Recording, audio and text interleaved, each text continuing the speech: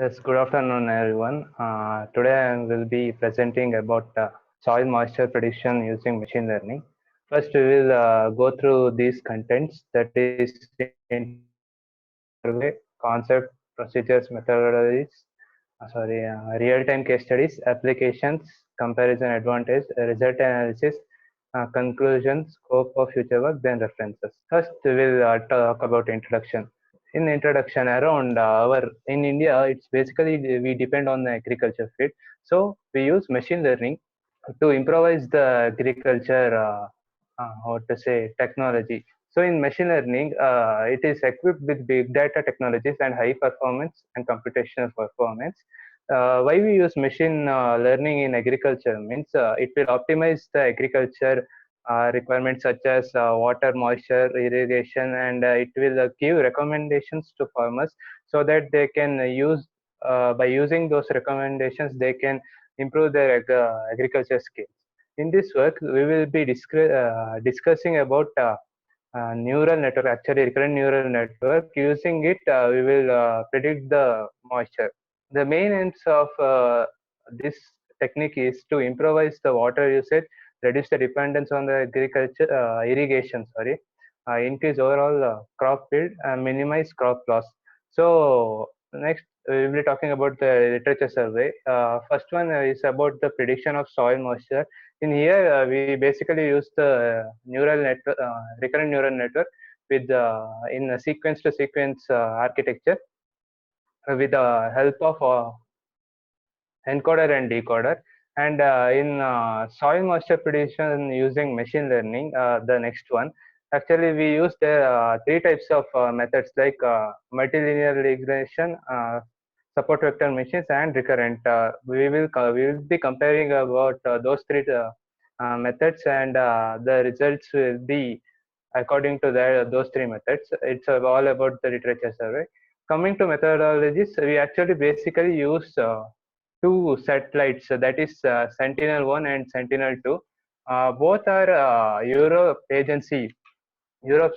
space agency satellites, where we get in Sentinel-1 we get ground data such as weather forecast and moisture content and other like soil moisture contents, and all the historical data will be provided by Sentinel-1.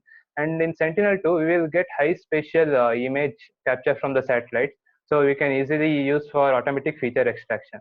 In Sentinel-1, we will be using constellation of two imaging synthetic aperture radar. The synthetic aperture radar is used to build up a 2D or 3D landscape that will be available in the satellite pictures. So to increase the quality of the pictures, we use this RGB band. So we will be differentiating the images into four bands actually. One is red, one is green, one is blue, and other NIR bands. So here we also use the Earth observation data, that is the basic details like moisture content, and we also in this we can see there are numbers. This is actually the soil moisture sensors, and this is the heat map, where you can see red is the dry land and blue is the water content in that particular capture. So now we will be talking about RNA network. Network is why, first of all, a question may arise like, why we use RNA network? We can use feed forward network, such type of network. In feed forward network, what we do is we cannot. There is no memory, and another one is it is for only fixed size of data. But in RNA network, what we can do is there will be memory, so that no repetitions occur, and another one is it works on time series data, so it will be easy to handle the inputs and do processing. Here we have encoder and decoder circuit. What is encoder and decoder circuit? Here we provide the input, then what the encoder do is it will convert the input into vector form. Like if it's Tuesday, then we will take all the inputs like Sunday, Monday, Tuesday, Wednesday. Others will be 0, only Tuesday will be 1. So it will be a vector form actually. So only the encoder machines will only understand the vector form. So the images are converted into vector form, and we will be easily using the vector form itself. So here it's actually I forgot to explain about it. Here we will be differentiating the images, as I said, RGB and NIR bands. Like what is this VV? Actually, it's a type of polarization where there are two types mainly. One is horizontal linear and vertical linear. In denoting the transmit and receive polarization by pair of symbols, like HH means horizontal transmit and horizontal receive. VV means vertical transmit and vertical receive. Horizontal HV means horizontal transmit and vertical receive, and H and VH means vertical transmit and horizontal receive. So let's talk about I have finished this. And coming to why we use LSTM. Actually, LSTM, we have a special thing, like we have a memory to store the previous content. Like RNN works such as if we load a if you load a input, we will get a new state when we multiply the current previous state and the input value, we get a new state. To get output value like vector, we will add the new state with the with the input y, so we get the vector value of that state. So coming to long short term memory, here what we do is we will feed a new information.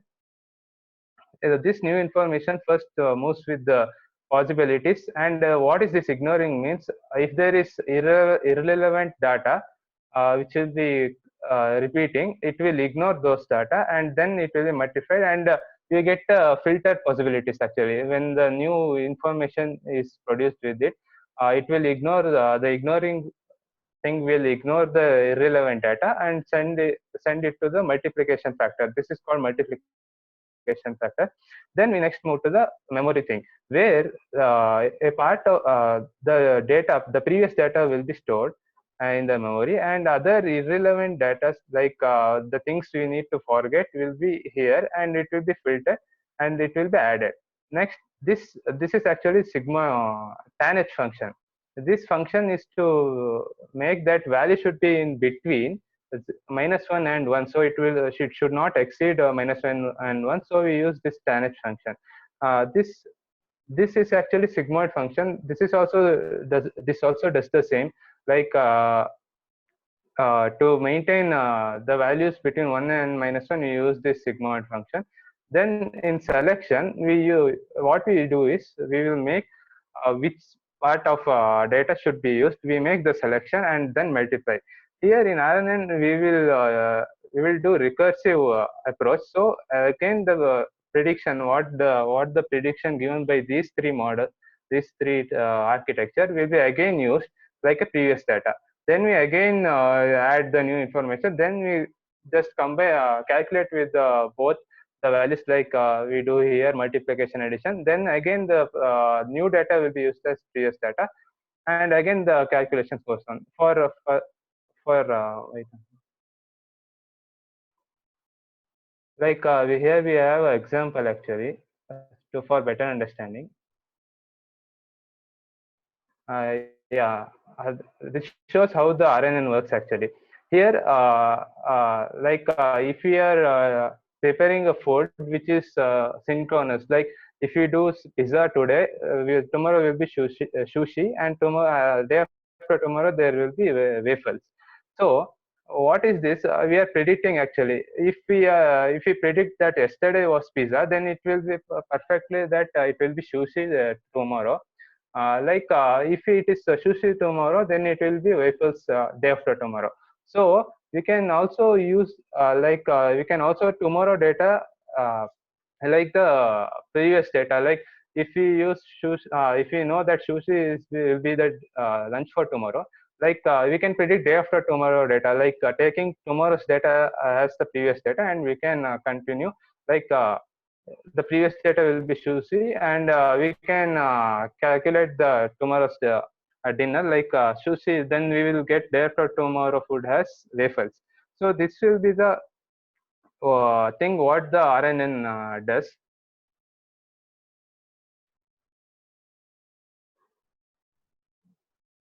Okay, like this is the architecture of the model where we use Earth data, ground data, weather data. It will be provided by Sentinel-1 satellite, and Earth observation data is nothing but the imaginary given by Sentinel-2 satellite.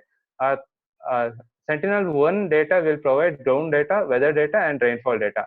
This will be fed into LSTM. As you know, this is the LSTM. The process takes place like as I said, there will be continuous what to say processing of the data, and we will get the prediction of the soil moisture content.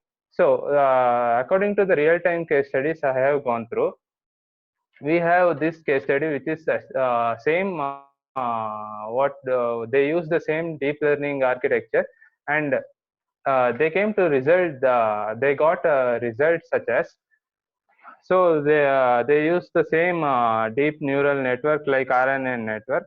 So what they get was, like what the prediction was in this study, for estimating soil moisture, they selected input variables that exhibit a feedback loop with the soil moisture. Like feedback loop means repetitive predictions of the same data.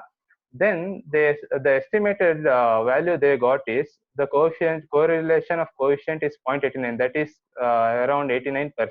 I will be talking about it in the results and discussion. And the low root mean square is 3.825%, and the bias is 0.937%. So this shows that the accuracy is around 89%, and the least least values mean square value is 3.89%. So coming to the next hello.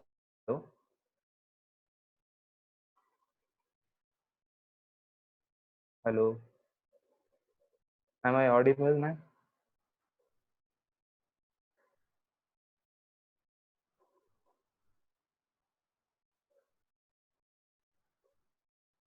Hello. Yes, ma'am. Am I audible? Continue. Yes. Okay. You are But audible, try but to share without the the screen. PPT. Yeah. Sorry, Yeah, sir. try to share the screen. PPT, Sir, PPT. Not able to see anything. okay. Actually, I'm sharing.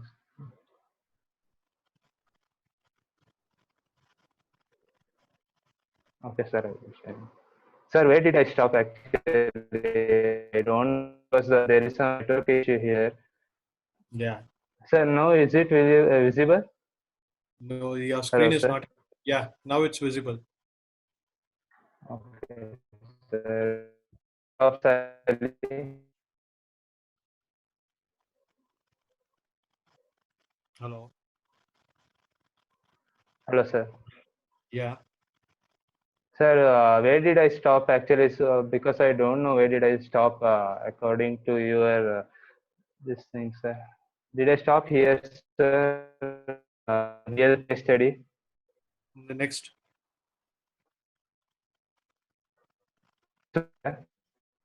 Yeah, you continue from here.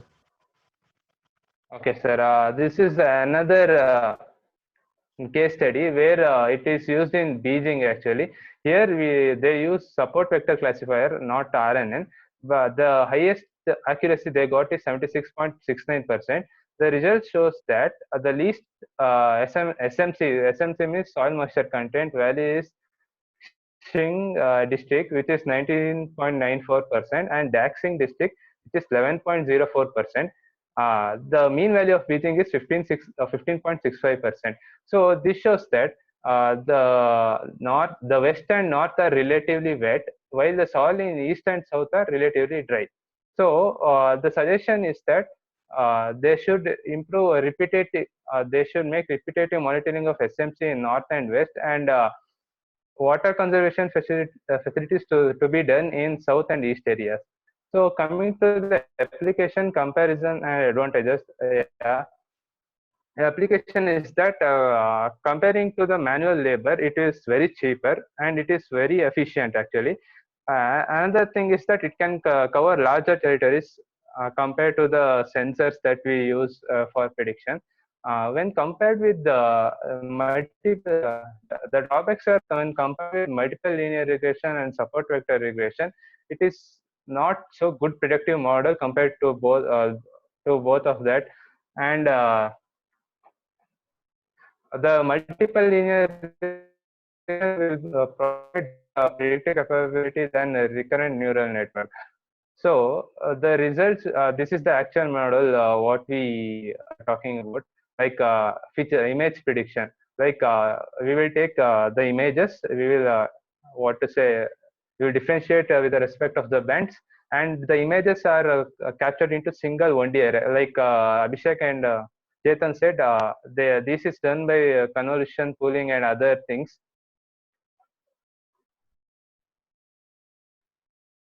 Other things, and like it is converted into vector value. In hidden state there will be LSTM. LSTM will perform the functions that is to be done, and again it is decoded to the image predicted. So it will be decoded again. The vector value is converted into the pixel. Then it is will be done. The image, the predicted image will be what will be present. So the result will be calculated. As I said, I will tell about here about the mean squared error, which is mean of errors, the difference between true value and the predicted value. This is the formula actually. So we will get the minimum what to say error what in that particular what is in that particular prediction. We will get the error with this formula, and coefficient of determination is will say that we'll be telling that like prediction parameter that goodness of it about the prediction. Like, R square equals to once the model fits perfectly, R2 equals to 0 means it unfits the data. So in RNN, when we use RNN, the MSE means the least mean square of errors will be we will be taking about 3 days. Like one day we will get 1.26, in the next day we will get 1.8. After 7 days we will get 3.8. Then the fitness of the model will be like 0.96 in the first day, 0.92 in the second day, and 0.76 in the third day. So this will be the predicted results about the soil moisture content. You will get what to say output. Like in conclusion, what we going to tell is application of ML is it will be good if you use in the large scale, and by using Earth observation and ML tools for analytics, it will improve the productivity and sustainability in global scale. In future work, what we can do is we can add sensors, so sensors and other interfaces, so we can get to know the crops so which is grown in that particular area, and we can provide recommendations based on it. So these are the references like the textbook, and I just referred YouTube, actually Brandon Rohrer channel, and Googling. Thank you. So this is all about my note topic.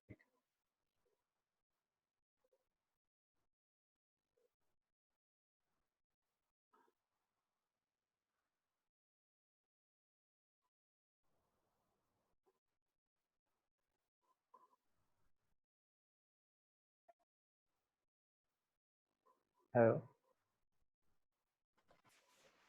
Yeah, Digvijay. I think if ma'am has something, you can Yes, just sir. clarify that, or you can just drop. No, I think we'll conclude. Okay.